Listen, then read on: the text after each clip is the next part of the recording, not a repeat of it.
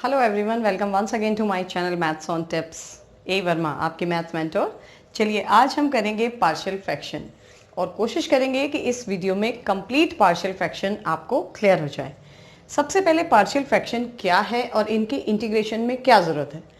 Suppose मेरे पास question है integral dx upon x minus 1 x minus 2 x minus 3 या x माइनस 1 x माइनस 2 का whole square, x minus 1 x square plus 1 या x upon x square plus 1 x square plus 2। जब भी इस type के क्वेश्चंस हैं तो अगर यहाँ पे दो फैक्टर होते तो हम इसको मल्टीप्लाई करके क्वाड्रेटिक में कंप्लीटिंग स्क्वायर मेथड से भी इसको कर सकते थे, होल स्क्वायर वाला फॉर्मूला फॉर्म कर देते। लेकिन यहाँ तो तीन फैक्टर हैं तो यहाँ तो हम स्क्वायर वाला फॉर्मूला अप्लाई नहीं कर सकते।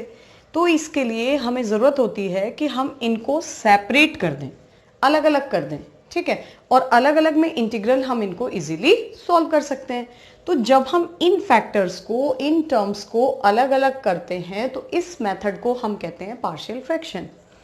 अब पार्शियल फ्रैक्शन में जो आपको ध्यान रखना है वो क्या है कि न्यूमरेटर मतलब यहाँ पर जो भी फैक्टर है उसकी डिग्री लेस होनी चाहिए। लेस मतलब कम होनी चाहिए डिग्री ऑफ डिनोमिनेटर, यानी जितने भी फैक्टर डिनोमिनेटर में हैं अगर वो लीनियर फैक्टर है तो इसकी डिग्री हो गई 3। लीनियर का मतलब पावर 1, यहाँ भी 1 है, यहाँ भी 1 है, यहाँ भी 1 है। जब आप मल्टीप्लाई करते हैं तो x की पावर हो गई 3, यानी इसकी डिग्री है 3।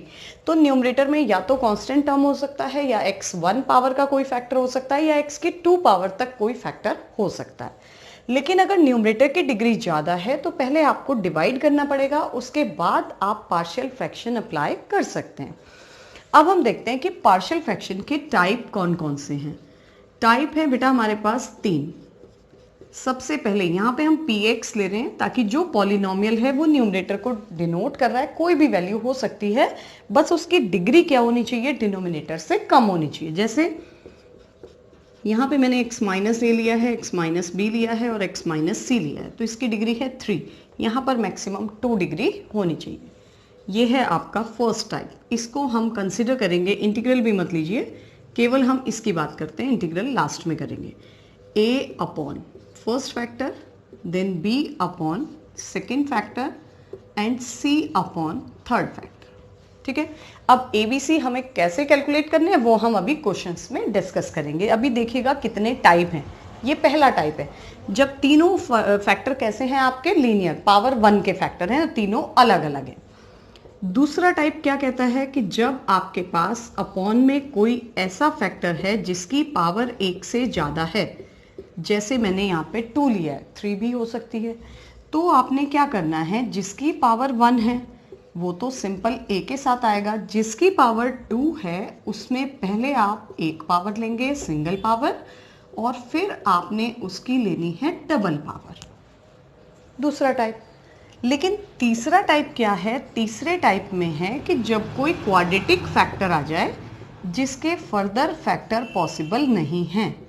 अगर फैक्टर पॉसिबल हो जाएंगे इस क्वाड्रेटिक के तो पहले आप इसके फैक्टर करेंगे, लेकिन अगर फैक्टर नहीं है तो आपने इसको थर्ड टाइप में रखना है। a अपॉन, जहाँ पावर 1 है वो तो सिंगल कांस्टेंट के साथ आएगा a अपॉन, लेकिन जहाँ पावर 2 है वहाँ पे आपने 2 कांस्टेंट लेने हैं और तब आएगी वैल्यू स्क्वायर प्लस b, ठीक है। अब इन तीनों टाइप को हम कैसे यूज करेंगे क्वेश्चंस में, चलिए देखते हैं। Upon x minus 1 x minus 2 x minus 3, इसको मुझे इंटीग्रेट करना है। सबसे पहले हमने क्या किया, एज्यूम किया let x upon x minus 1 x minus 2 x minus 3। क्या एज्यूम करेंगे, a upon first factor, b upon second factor and c upon third factor. Assume कर लिया। अब आपने क्या करना है, इसका लेना है एलसीएम। एलसीएम का मतलब है इसके साथ ये दो फैक्टर नहीं है तो ये दोनों फैक्टर कहाँ पे आ जाएंगे, न्यूमरेटर में। b के साथ क्या क्या आ जाएगा, x माइनस 1 आएगा और x माइनस 3 आ जाएगा क्योंकि ये फैक्टर तो इसके साथ है। और c के साथ आ जाएगा x माइनस 1 और x माइनस 2। अपॉन के टर्म से कैंसिल आउट हो जाएंगे, ठीक है यहाँ तक।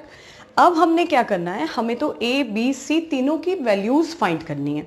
सबसे इजी मोस्ट मेथड है कि सबसे पहले आप पुट कर दीजिए फर्स्ट फैक्टर को 0 के इक्वल, यहाँ से x कितना आ जाएगा, यहाँ से x आपको मिल गया 1। जब आप इस इक्वेशन में पुट करेंगे तो ये दोनों टर्म तो ज़ीरो हो जाएंगे, क्योंकि x माइनस वन किसके इक्वल है, 0 के। और यहाँ पे आप क्या पुट कर देंगे, 1। तो 1 minus 2 this is -1, 1 minus 3 this is -2 and a। तो यहाँ से मुझे a की वैल्यू मिल गई, दैट इज 1/2। ठीक है बेटा। अब हमने क्या किया, दूसरे फैक्टर को 0 रख दिया। यहां से x की वैल्यू कितनी आ गई, 2। फिर से इक्वेशन में पुट कर दीजिए। अब की बार ये फैक्टर और ये फैक्टर दोनों 0 हो जाएंगे। यहां से मुझे वैल्यू मिल जाएगी b की, 2 माइनस 1 यानी 1 एंड 2 माइनस 3 दिस इज -1। तो b हो गया मेरे पास -2। सेम ऐसे ही आपने थर्ड वैल्यू फाइंड करनी है, c की वैल्यू। यहां रखा मैंने 3, ये 0 यहाँ जब हम रख रहे हैं तो 3 माइनस 1 2 और 1, तो c की वैल्यू आ गई मेरे पास 3/2। तीनों वैल्यूज फाइंड हो गई। अब हमने इसको इंटीग्रेट करना है कैसे, a मीन्स 1/2, उसको आपने लिया आउटसाइड। इंटीग्रल में आप पुट कर देंगे सिंपल टर्म। ठीक है। सेकेंड था आपका b को आपने आउटसाइड किया, dx अपॉन x -2, c को आउटसाइड किया और dx के साथ आ जाएगा आपका x -3। ये भी लॉग, ये भी लॉग, ये भी लॉग, तो मुझे मिल गया half log x -1, 2 log x -2 and 3/4 log x -3 and plus c। बस ये आ गया हमारा आंसर। ठीक है। चलिए देखिएगा, second dx upon x -1 square into x plus 2। Second type में क्या था, जब किसी लीनियर टर्म की पावर x से ज़्यादा है तो हमने एज्यूम करना है x upon x -1 square x plus 2 equals to पहले सिंगल पावर, फिर सेकेंड कांस्टेंट के साथ डबल पावर, फिर थर्ड कांस्टेंट के साथ जो दूसरा फैक्टर है। ले लिया बेटा। अब इसमें जब आप एलसीएम लेंगे तो ध्यान रखिएगा, x -1 स्क्वायर और x प्लस 2 हमें एलसीएम लेना है। इसके साथ हमारे पास एक फैक्टर है तो एक फैक्टर और आएगा x -1 और एक फैक्टर आ जाएगा x प्लस 2। b के साथ इसका स्क्वायर तो है, ये नहीं है, तो केवल x प्लस 2 आ जाएगा। और c के साथ क्या आएगा, c के साथ एक फैक्टर तो x प्लस 2 आ जाएगा, c के साथ आ जाएगा आपका x -1 का होल स्क्वायर, क्योंकि x प्लस 2 तो आपके पास है। ठीक है। अब अपॉन के टर्म से अपॉन का टर्म कैंसिल आउट, यहाँ पे आ गया x। फिर से मुझे a b c की वैल्यू फाइंड करनी है, तो एक फैक्टर तो आपने ये पुट किया 0 के इक्वल, x = 1। अब जहाँ जहाँ x -1 है, यहाँ भी है, यहाँ भी है, ये दोनों टर्म तो आपके 0 हो गए और वैल्यू मिल गई मुझे 3b। दैट मीन्स b हमें मिल गया 1/3।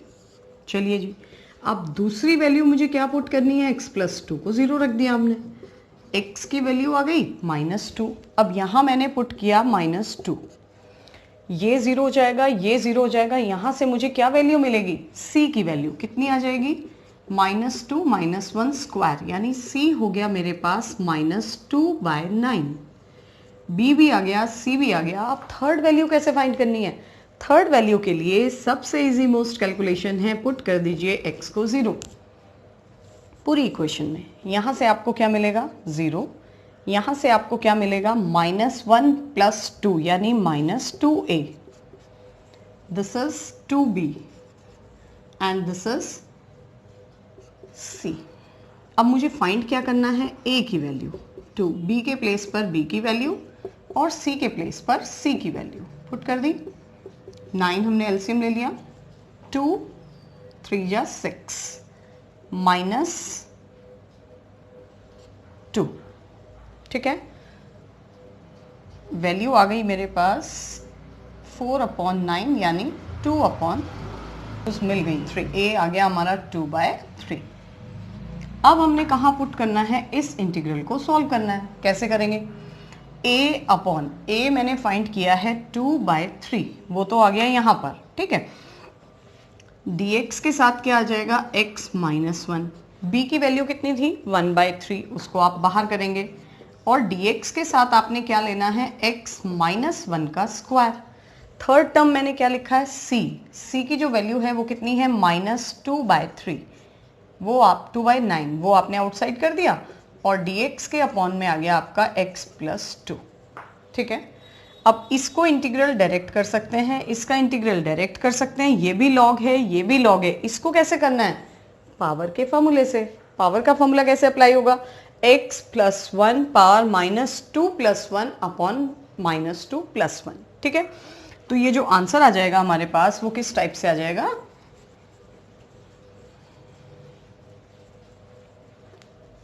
फर्स्ट टर्म आ गई 2/3 log x - 1, सेकेंड टर्म आ गया 1/3 x - 1 -2 + 1 -2 + 1 और लास्ट आ गया 2/9 log x + 2 और प्लस आ गया कांस्टेंट ऑफ इंटीग्रेशन। ये पावर सॉल्व करके आप अपॉन में ले लेंगे, यहाँ से जो माइनस होगा वो यहाँ पे आ जाएगा। That's it. चलिए देखिएगा -x और 1 + x²। अब की x की पावर क्या है फैक्टर में, यानी एक क्वाड्रेटिक फैक्टर आपके पास है। तो चलिए क्या एज्यूम करेंगे इसमें हम, लेट 2/1 - x और 1 + x²। a अपॉन जो लीनियर टर्म है उसके लिए तो सिंगल कांस्टेंट, जो क्वाड्रेटिक फैक्टर है वहां पर दो कांस्टेंट लेने हैं और एक के साथ x आएगा। ये आ गया आपका थर्ड टाइप। चलिए एलसीएम वो तो लेना ही लेना है, 1 - x और 1 + x²। a के साथ 1 + x² और bx + c के साथ आ गया आपका 1 - x। ठीक है बेटा, चलिए अब हमने अपॉन से अपॉन को कैंसिल कर दिया तो इक्वेशन बन गई मेरे पास 1 + x² a के साथ और bx + c के साथ 1 - x। एक फैक्टर तो मैं डायरेक्ट पुट कर सकती हूँ 1 - x जो लीनियर टर्म है, इसको हमने 0 रखा, x आ गया 1। चलिए रख दीजिए, तो वैल्यू आ गई 2 = 1 + 1 यानी 2a और ये पूरा फैक्टर हो गया 0, तो a की वैल्यू आ गई मेरे पास 1 के इक्वल। दूसरी बात, अब इस फैक्टर को 0 पुट नहीं करना है क्योंकि यहाँ से तो x की वैल्यू आ जाएगी नॉन रियल, वो तो हम पुट नहीं कर सकते। तो अगली बार दो वैल्यूज आपको खुद से लेनी है, जिसमें सबसे पहली वैल्यू हम लेंगे 0। इजी मोस्ट कैलकुलेशन, 2 = यहाँ 0 आया यानी a, यहाँ 0 आया यानी c और यहाँ 0 आया यानी 1, तो c की वैल्यू आ गई यहाँ से मेरे पास, इस a को आप इधर ट्रांसफर करेंगे दैट मीन्स 1। a भी आ गया c भी आ गया। अब मुझे फाइंड करना है b की वैल्यू। अब b के लिए या तो आप x को 2 ले लीजिए या x को आप -1 ले लीजिए। यहाँ रखी मैंने वैल्यू -1, उसका स्क्वायर क्या हो जाएगा प्लस, दैट मीन्स 1 + 1 2a। यहाँ मैंने रखा -1 यानी -b प्लस c कितना है 1 और 1 - -1 यानी 2। a के प्लेस पर भी a की वैल्यू पुट कर दीजिए 1, तो ये 2 से ये 2 तो कैंसिल हो गया, यानी -2b + 2 = 0, सो b = 1। अब तीनों की वैल्यू मेरे पास आ गई 1 1 1। अब कैसे सॉल्व करना है चलिए इसको देख लेते हैं। अब इसको सॉल्व करने के लिए a है 1 अपॉन 1 - x प्लस b भी 1 है, तो ये आ गया x अपॉन x² + 1। इसको सेपरेट कर देना है और जो c है, c का भी 1 है वैल्यू, उसको हमें अलग कर देना है x² + 1। ठीक है, अब इन तीनों को हमने क्या करना है, सिंपली इंटीग्रेट। अब इंटीग्रेट करने के लिए इसका तो डायरेक्ट फॉर्मूला है tan 1x, इसका डायरेक्ट फॉर्मूला है log, लेकिन x का मल्टीपल माइनस है इसलिए यहाँ पे माइनस भी आएगा। इसको कैसे सॉल्व करना है, इसको सॉल्व करने के लिए आपको अगेन एज्यूम करना पड़ेगा t, और ये आपको मिलता है 2x dx dt के इक्वल। तो ये 2 कहाँ जाएगा अपॉन में, यानी ये टर्म सॉल्व करके आ जाता है dt/t और इसको हम लिख सकते हैं log t। बाकी ये भी सॉल्व है, ये भी सॉल्व है, कंप्लीट आपका आंसर हो गया। ठीक है, अच्छा एक चीज़ और देखिएगा, जैसे सपोज मेरे पास क्वेश्चन आ जाता है x upon x square plus 1 x square plus 2। तो मुझे इसमें ax प्लस बी अपॉन और cx प्लस डी अपॉन लेने की ज़रूरत नहीं है। अगर यहाँ पे x है तो इसमें आप पहले ही एज्यूम कर दें t। ये देगा आपको 2x dx इज dt। 2 को ले लीजिए अपॉन में, तो इसको पहले आप t में चेंज कर दें। ये आ गया हाफ आउटसाइड, और अब मैं इसको लिख सकती हूँ t plus 1 and t plus 2, a upon और b अपॉन। अब ये फर्स्ट टाइप की तरह आप इसको सॉल्व कर सकते हैं। ठीक है, तो ये थे आपके पार्शियल फ्रैक्शन के। कुछ और क्वेश्चन करेंगे हम नेक्स्ट वीडियो में, लेकिन अगर आपने चैनल को सब्सक्राइब नहीं किया है तो जल्दी से चैनल को सब्सक्राइब कर दीजिए। आपके लिए बाकी और वीडियोस भी आने वाली हैं। Till then bye bye.